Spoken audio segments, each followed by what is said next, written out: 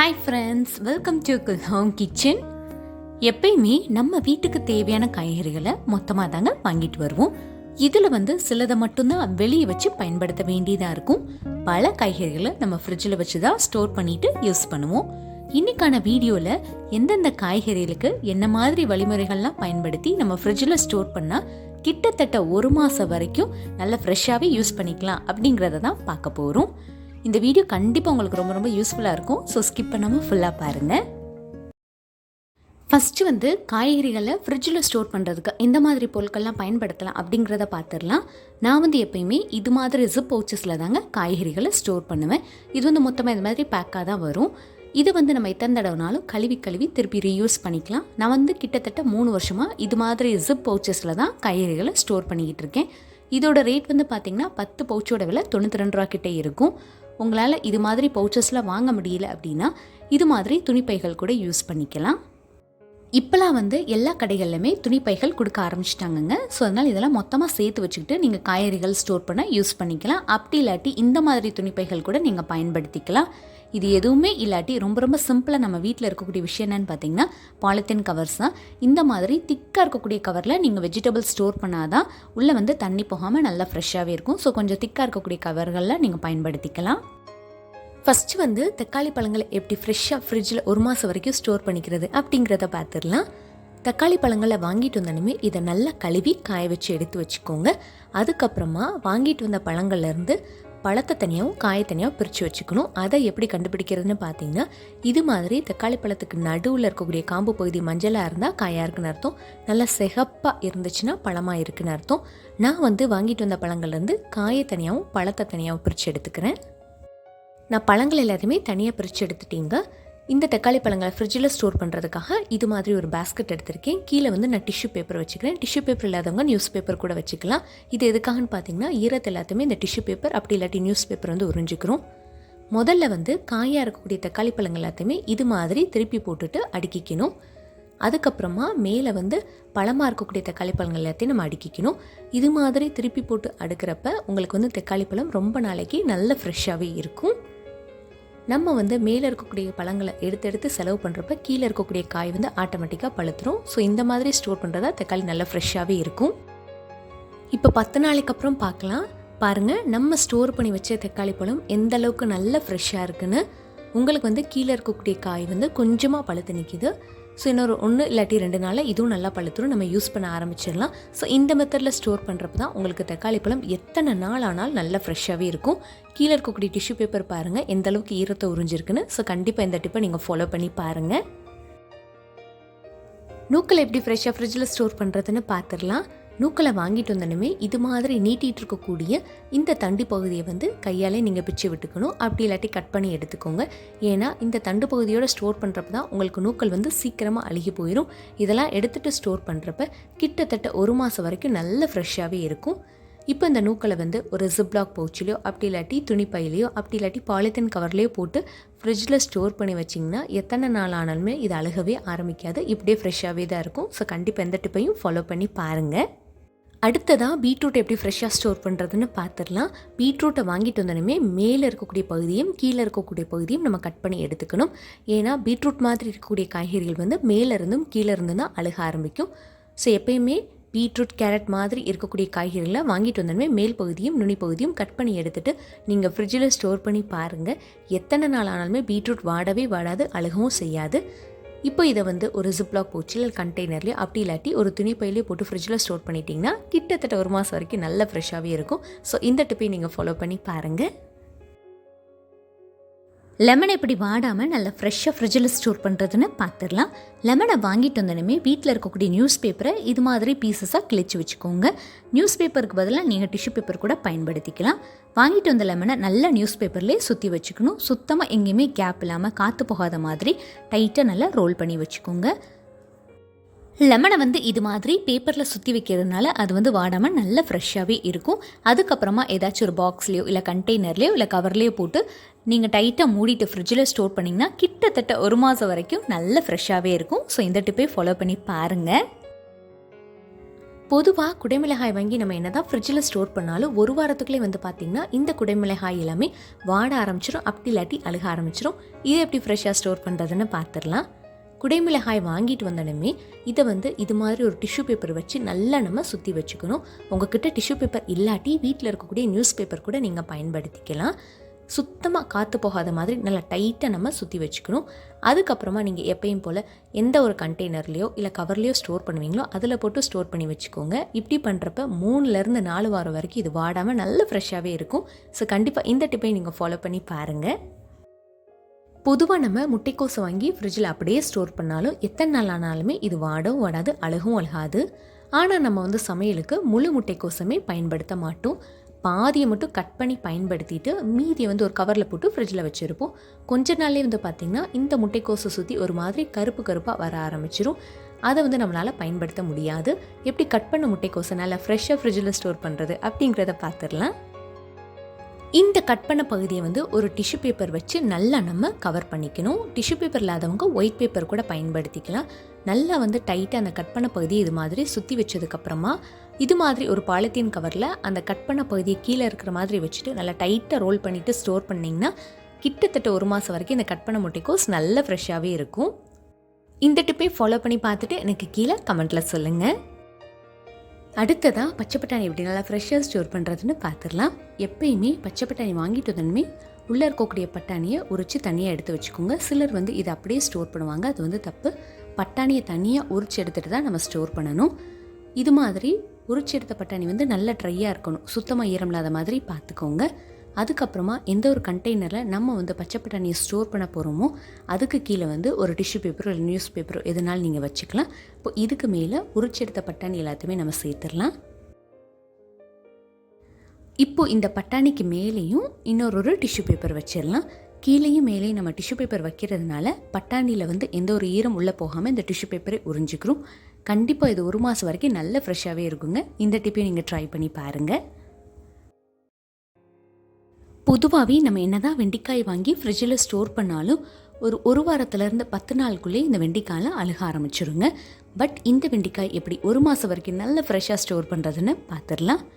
எப்பயுமே வெண்டைக்காய் வாங்கிட்டு வந்தோடனே இதை நல்லா கழுவிட்டு ஒரு ட்ரையான டவலோ இல்லை துணியை வச்சு இந்த வெண்டைக்காய் எல்லாத்தையுமே ஈரம் இல்லாமல் நல்லா தொடச்சி எடுத்துக்கணும். அதுக்கப்புறமா இந்த வெண்டைக்காயோட மேல் பகுதியும் நுனி பகுதியும் நம்ம கட் பண்ணி எடுத்துக்கணும். ஏன்னா பொதுவாக வந்து வெண்டைக்காய் மேல் பகுதியிலேருந்தும் நுனி பகுதியிலேருந்தும் தான் அழுக ஆரம்பிக்கும். ஸோ மேல் பகுதியும் நுனி பகுதியும் நம்ம கட் பண்ணி எடுத்துகிட்டு ஸ்டோர் பண்ணுறப்ப வெண்டைக்காய் வந்து நல்ல ஃப்ரெஷ்ஷாகவே இருக்கும். நான் வந்து வாங்கிட்டு வந்த எல்லா வெண்டைக்காயுமே மேல் பகுதியும் நுனி பகுதியும் கட் பண்ணி எடுத்துட்டீங்க. முக்கியமான விஷயம் என்னன்னு பார்த்தீங்கன்னா வெண்டைக்காயில் சுத்தமாக ஈரமே இருக்கக்கூடாது. அதுக்கப்புறமா இது எப்பயும் போல் ஒரு ஜிப்லாக் பவுச்சில் அப்படி இல்லாட்டி ஒரு துணிப்பையிலையோ போட்டு ஃப்ரிட்ஜில் ஸ்டோர் பண்ணி வச்சிங்கன்னா எப்பப்போ வேணுமோ அப்போல்லாம் எடுத்துக்கிட்டு 1 மாதம் வரைக்கும் நல்ல ஃப்ரெஷ்ஷாகவே ஸ்டோர் பண்ணிக்கலாம். ஸோ கண்டிப்பாக இந்த டிப்பை நீங்கள் ஃபாலோ பண்ணி பார்த்துட்டு கீழே கமெண்ட்டில் சொல்லுங்கள். அடுத்ததாக கேரட்டை வந்து எப்படி நல்ல ஃப்ரெஷ்ஷாக 1 மாதம் வரைக்கும் ஃப்ரிட்ஜில் ஸ்டோர் பண்ணிக்கலாம் அப்படிங்கிறத பார்த்துடலாம். ஏற்கனவே நான் சொன்னதாங்க, பீட்ரூட் கேரட் மாதிரி இருக்கக்கூடிய காய்கறிகள் எல்லாம் மேல் பகுதியிலிருந்தும் நுனி பகுதியிலிருந்தும் தான் அழுக ஆரம்பிக்கும். ஸோ எப்பயுமே கேரட்டை வாங்கிட்டு வந்தாலுமே அதோட மேல் பகுதியும் நுனி பகுதியும் இது மாதிரி நல்லா கட் பண்ணி எடுத்து வச்சுக்கோங்க. நான் இது வரைக்கும் எல்லா காய்கறிகளுமே உங்களுக்கு ஜிப்லாக் பவுச்சில் தான் ஸ்டோர் பண்ணி காட்டியிருக்கேன். இப்போ நான் இந்த கேரட் எப்படி பாலித்தீன் கவரில் ஸ்டோர் பண்ணுறதுன்னு காட்டுறேன். ஏற்கனவே நான் சொன்னதாங்க, திக்கான பாலித்தீன் கவர் தான் எடுத்துக்கணும். தின்னான கவர் எடுத்திங்கன்னா ரொம்ப சீக்கிரமாக அதுக்குள்ளே ஈரம் புகுந்துடும். இப்போ நான் கட் பண்ணி எடுத்த எல்லா கேரட்டுமே இந்த கவரில் அடுக்குனதுக்கப்புறமா நான் வீடியோவில் காட்டுற மாதிரி இந்த கவரை இது மாதிரி நல்லா ரோல் பண்ணிக்கணும். உள்ளே வந்து ஏர் வந்து ஃபில் ஆகிற மாதிரி நீங்கள் ரோல் பண்ணிக்கோங்க. அதுக்கப்புறமா இது ஒரு ரப்பர் பேண்டோ அப்படி இல்லாட்டி ஒரு கிளிப்போ வச்சு டைட்டாக நம்ம வந்து சீல் பண்ணிக்கணும். உள்ளே வந்து ஏர்லாக் ஆகி இருக்கிறப்ப ரொம்ப சீக்கிரமாக வந்து தண்ணீர் உள்ளே போகாது. ஸோ அதனால தான் இந்த மெத்தட் சொல்லி காட்டியிருக்கேன். இப்போ நான் வந்து ஒரு கிளிப் வச்சு மேலே சீல் பண்ணிவிட்டு இதை ஃப்ரிட்ஜில் ஸ்டோர் பண்ணி வச்சு பாருங்கள். கிட்டத்தட்ட 1 மாதம் வரைக்கும் நல்ல ஃப்ரெஷ்ஷாகவே இருக்கும். இது மாதிரி ஏர்லாக்கான பேக்கில் சீக்கிரமாக ஈரம் போகவே போகாது. ஸோ கண்டிப்பாக இந்த டிப்பை நீங்கள் ஃபாலோ பண்ணி பாருங்கள். அடுத்ததாக பீன்ஸ் எப்படி நல்லா ஃப்ரெஷ்ஷாக ஸ்டோர் பண்ணுறதுன்னு பார்த்துடலாம். நம்ம வந்து ஏற்கனவே பீட்ரூட் கேரட்டுக்கு ஃபாலோ பண்ண அதே மெத்தட் தான் ஃபாலோ பண்ண போகிறோம். மேல் பகுதியும் நுனி பகுதியும் கட் பண்ணி எடுத்துகிட்டு ஸ்டோர் பண்ணால் தான் இது நல்லா ஃப்ரெஷ்ஷாக இருக்கும். ஏன்னா மேல் பகுதியும் நுனி பகுதியிலேருந்து தான் இது அழக ஆரம்பிக்கும். அது மட்டும் இல்லாமல் எந்த ஒரு காய்கறியில் நம்ம ஸ்டோர் பண்ணாலும் சுத்தமாக ஈரமில்லாத மாதிரி பார்த்துக்கணும். ஈரமில்லாமல் நம்ம ஸ்டோர் பண்ணால் தான் இது ரொம்ப நாளைக்கு நல்ல ஃப்ரெஷ்ஷாகவே இருக்கும். நீங்கள் வந்து எந்த ஒரு காய்கறிகள் ஸ்டோர் பண்ணாலும் உள்ளே இது மாதிரி டிஷ்யூ பேப்பர் வச்சு ஸ்டோர் பண்ணிக்கிட்டிங்கன்னா உள்ளே வந்து ரொம்ப அதிகமான ஈரம் வந்து அவ்வளோவா தங்காது. ஸோ இந்த மாதிரி ஸ்டோர் பண்ணுறப்ப ரொம்ப நாளைக்கு ஃப்ரெஷ்ஷாகவே இருக்கும். ஸோ இந்த மெத்தட் வந்து எல்லா காய்கறிகளுக்கு கூட நீங்கள் ஃபாலோ பண்ணிக்கலாம். ஸோ இப்போ நான் பீன்ஸை வந்து இந்த ஜிப்லாக் கவரில் போட்டு ஃப்ரிட்ஜில் ஸ்டோர் பண்ணிக்க போகிறேன். அடுத்ததாக தேங்காய் எப்படி நல்ல ஃப்ரெஷ்ஷாக வாங்கிட்டு வந்த மாதிரியே ஸ்டோர் பண்ணுறது அப்படிங்கிறத பார்த்துடலாம். நிறைய பேர் வந்து சொல்கிறாங்க தேங்காய் வாங்கிட்டு வந்து 10லேருந்து 15 நாளுக்குள்ளே இதெல்லாம் அழுகி போயிடுதுன்னு. ஸோ எந்த மாதிரி ஸ்டோர் பண்ணால் நல்லா ஃப்ரெஷ்ஷாக இருக்கும் அப்படிங்கிறத உங்களுக்கு சொல்கிறேன். எப்பயுமே தேங்காய் வாங்கிட்டு வந்தோடனே அதோட நாரை உரிக்காமல் நீங்கள் வெளியவே வச்சு இதை ஸ்டோர் பண்ணிக்கலாம். எப்போ தேவையோ அப்போ நாரை உரிச்சிட்டு நீங்கள் உடச்சிட்டு யூஸ் பண்ணிக்கலாம். ஒருவேளை மேலே இருக்கக்கூடிய நாரை எடுத்துட்டிங்கன்னா கண்டிப்பாக இந்த தேங்காயை நீங்கள் ஃப்ரிட்ஜில் வச்சு தான் ஸ்டோர் பண்ணிக்கணும். தேங்காய் நீங்கள் வந்து ரொம்ப நாளைக்கு வச்சு யூஸ் பண்ண போகிறீங்க அப்படின்னா இளம் தேங்காய் வாங்கிக்கோங்க, முத்தின தேங்காய் வாங்காதீங்க. அடுத்ததாக உடச்சி தேங்காய் எப்படி நல்லா ஃப்ரெஷ்ஷாக ஃப்ரிட்ஜில் ஸ்டோர் பண்ணுறது அப்படிங்கிறத உங்களுக்கு சொல்கிறேன். எப்பயுமே தேங்காயை உடச்சிட்டு வந்தோடனே உள்ளே இருக்கக்கூடிய ஈரத்தை ஒரு டவல் வச்சு நல்லா தொடச்சி எடுத்துக்கோங்க. அதுக்கப்புறமா இந்த தேங்காயை வந்து கொஞ்சம் நேரம் நல்லா நம்ம காய வச்சு எடுத்துக்கணும். அதுக்கப்புறமா இந்த தேங்காய்க்கு மேலே கொஞ்சமாக உப்பு சேர்த்துட்டு எல்லா பக்கமே இந்த உப்பு பரவுற மாதிரி நல்லா தேய்ச்சி விட்டுக்கிறேன்.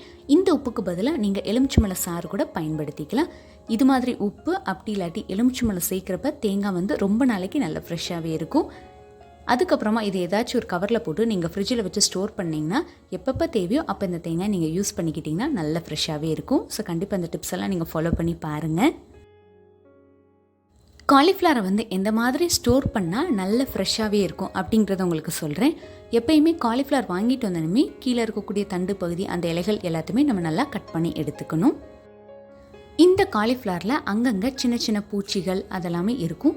ஸோ அதனால் காலிஃப்ளவர் இது மாதிரி கட் பண்ணதுக்கப்புறமா அதை கொண்டுட்டு போய் நம்ம ஸ்டவ்வில் லோ ஃப்ளேமில் ஒரு 30லேருந்து 40 செகண்ட் மட்டும் வச்சு எடுத்துட்டா போதும். உள்ளே இருக்கக்கூடிய பூச்சிகள் எல்லாமே நம்மளுக்கு வந்து செத்து போயிடும்.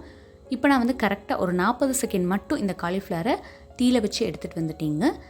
இதுக்கப்புறமா நான் ஏற்கனவே சொன்ன மாதிரி இந்த தண்டு அந்த இலைகள் எல்லாத்தையுமே நல்லா கட் பண்ணி எடுத்துகிட்டு உள்ளே இருக்கக்கூடிய பூக்கள் எல்லாத்தையுமே தனித்தனியாக பிரிச்சுட்டு நம்ம ஸ்டோர் பண்ணுறப்ப தான் காலிஃப்ளவர் வந்து ரொம்ப நாளைக்கு நல்ல ஃப்ரெஷ்ஷாகவே இருக்கும். ஒரு சிலர் வந்து தண்டு பகுதியை மட்டும் கட் பண்ணிவிட்டு காலிஃப்ளவர் அப்படியே கொண்டுட்டு போய் ஃப்ரிட்ஜில் வைப்பாங்க. அது மாதிரி செய்யக்கூடாது. ஏன்னா காலிஃப்ளவருக்குள்ளே இருக்கக்கூடிய அந்த பூச்சிகள் எல்லாமே மித்த காய்கறிகளையும் ஸ்பாயில் ஆக்குறதுக்கு நிறைய வாய்ப்புகள் இருக்குது. ஸோ அதனால் காலிஃப்ளவர் வாங்கிட்டு வந்தோடனே தண்டு பகுதியெலாம் கட் பண்ணிவிட்டு இது மாதிரி அதோட பூக்களை தனியாக பிரிச்சுட்டு ஒரு கவர்லேயோ இல்லை கண்டெய்னர்லேயோ நீங்கள் போட்டு ஸ்டோர் பண்ணிங்கன்னா எப்பப்போ தேவையோ அப்போல்லாம் நீங்கள் யூஸ் பண்ணிக்கலாம். இது வந்து கிட்டத்தட்ட 1 மாதம் வரைக்கும் இதே மாதிரி ஃப்ரெஷ்ஷாகவே தான் இருக்கும். ஸோ இந்த டிப்பை நீங்கள் ஃபாலோ பண்ணி பாருங்கள். அடுத்ததாக பச்சை மிளகாய் எப்படி நல்லா ஃப்ரெஷ்ஷாக ஸ்டோர் பண்ணுறதுன்னு பார்த்துடலாம். பச்சை மிளகாய் வாங்கிட்டு வந்தோடனே அதோட காம்பு பகுதி எல்லாத்தையுமே கிள்ளி எடுத்துடணும். ஏன்னா பச்சை மிளகாய் வந்து காம்பு பகுதியிலேருந்து தான் அழுக ஆரம்பிக்கும். ஸோ காம்பு பகுதியில் எடுத்ததுக்கப்புறமா எந்த ஒரு கண்டெய்னரில் நீங்கள் வந்து ஸ்டோர் பண்ண போகிறீங்களோ அதில் வந்து கீழே டிஷ்யூ பேப்பரோ அப்படி இல்லாட்டி நியூஸ் பேப்பரோ வச்சுக்கோங்க. நான் வந்து இன்றைக்கி உங்களுக்காக நியூஸ் பேப்பர் வச்சு காட்டியிருக்கேன். ஸோ நியூஸ் பேப்பர் வச்சதுக்கப்புறமா கீழே வந்து பச்சை மிளகாயை வச்சுட்டு அதுக்கு மேலே மறுபடியும் இன்னொரு நியூஸ் பேப்பர் வச்சு கவர் பண்ணிவிட்டு நல்லா டைட்டாக க்ளோஸ் பண்ணிவிட்டு ஃப்ரிட்ஜில் ஸ்டோர் பண்ணிங்கன்னா கிட்டத்தட்ட 1 மாதம் மேலே வரைக்குமே இது நல்லா ஃப்ரெஷ்ஷாகவே இருக்கும், அழுகவே அழுகாது. ஸோ கண்டிப்பாக இந்த டிப்பை நீங்கள் ஃபாலோ பண்ணி பாருங்கள். அடுத்ததான் கருவேப்பிலை எப்படி நல்லா ஃப்ரெஷ்ஷாக ஸ்டோர் பண்ணுறதுன்னு பார்த்துலாம். இதுக்கு வந்து 2 மெத்தட் இருக்குங்க. ஒன்று வந்து இது மாதிரி அதோட இலைகளை தனியாக உருவி வச்சுக்கலாம். அப்படி இல்லாட்டி அதோட தண்டு பகுதியிலேருந்து இந்த கொத்துகளை மட்டும் தனித்தனியாக பிரித்து எடுத்துகிட்டு நம்ம ஸ்டோர் பண்ணலாம். நான் வந்து எப்பயுமே இது மாதிரி தாங்க ஸ்டோர் பண்ணுவேன். ஏன்னா சமையலுக்கு டக்குன்னு எடுத்து போட்டு தாளிக்க ஈஸியாக இருக்குன்றதுக்காக.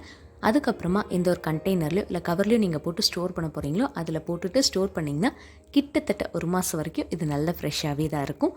ஸோ கண்டிப்பாக இந்த டிப்பை நீங்கள் ஃபாலோ பண்ணி பாருங்கள்.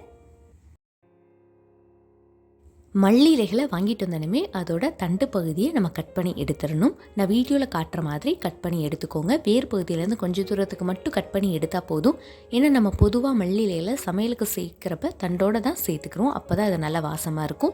அதுக்கப்புறமா இதில் வந்து ஏதாச்சும் கருப்பான இலைகள் பழுத்த இலைகளாக இருந்தால் அதெல்லாம் தனியாக பிரித்து எடுத்து வச்சுக்கோங்க. நல்லா ஃப்ரெஷ்ஷான இலைகளை ஸ்டோர் பண்ணால் அது ரொம்ப நாளைக்கு நல்லா ஃப்ரெஷ்ஷாக இருக்கும்.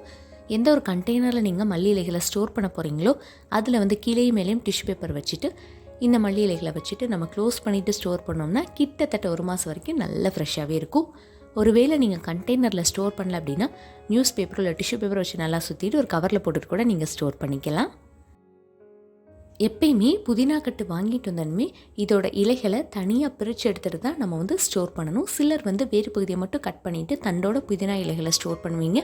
அப்படியே ஸ்டோர் பண்ணிங்கன்னா உங்களுக்கு ஃப்ரெஷ்ஷாக இருக்காது, சமையலுக்கு எடுத்து யூஸ் பண்ணவும் கொஞ்சம் கஷ்டமாக இருக்கும். உங்களுக்கு புதினா இலைகளை பிரித்து எடுக்க கஷ்டமாக இருந்துச்சுன்னா இந்த டிப்பை நீங்கள் ஃபாலோ பண்ணிக்கலாம். இது மாதிரி ஜல்லிக்கரண்டியில் அந்த தண்டை உள்ளே விட்டு எடுத்திங்கன்னா இலைகள் மட்டும் மேலே அழகாக நின்றும். ஸோ இது மாதிரி ஈஸியாக எல்லா இலைகளையுமே நம்ம தனியாக பிரித்து எடுத்துடலாம். நான் எல்லா இலைகளுமே தனித்தனியாக எடுத்து வச்சுட்டிங்க. ஃப்ரெஷ்ஷான இலைகளை மட்டும் எடுத்து வச்சுக்கோங்க. பழுத்த இலைகள் அழுகுன இலைகளாக இருந்துச்சுன்னா அதில் தனியாக பிரித்து எடுத்துருங்க.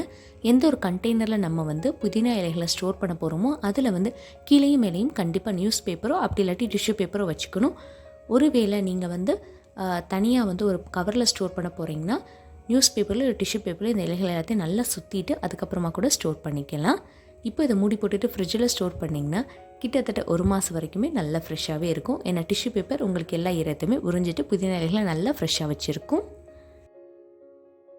அடுத்ததாக வெங்காயம், பூண்டு, உருளைக்கிழங்கு இந்த மாதிரி காய்கறிகளை எப்படி ஸ்டோர் பண்ணுறதுன்னு பார்த்துடலாம். நல்ல அகலமான அங்கங்கே ஓட்டைகள் இருக்கிற மாதிரி இந்த மாதிரி பேஸ்கெட் எடுத்து வச்சுக்கோங்க.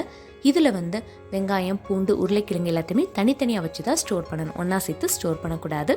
இந்த ஓட்டைகள் வழியாக காற்று போகிறதுனால இந்த உருளைக்கிழங்கு, வெங்காயம், பூண்டு எல்லாமே நல்ல ஃப்ரெஷ்ஷாகவே இருக்கும்.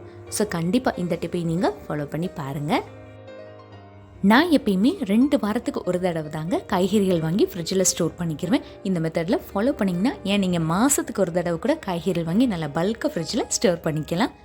நான் இன்றைக்கி சொன்ன எல்லா டிப்ஸுமே கண்டிப்பாக உங்களுக்கு யூஸ்ஃபுல்லாக இருக்குன்னு நினைக்கிறேன். அப்படி யூஸ்ஃபுல்லாக இருந்துச்சுன்னா என்னுடைய சேனல் குல் ஹோம் கிச்சனை மறக்காமல் சப்ஸ்கிரைப் பண்ணிவிட்டு பக்கத்தில் இருக்க பெல் ஐக்கானை கிளிக் பண்ணி விட்டுருங்க. இந்த வீடியோ பிடிச்சிருந்தவங்க ரிலேட்டிவ்ஸ்க்கு ஷேர் பண்ணுங்கள். தேங்க்யூ ஃபார் வாட்சிங்.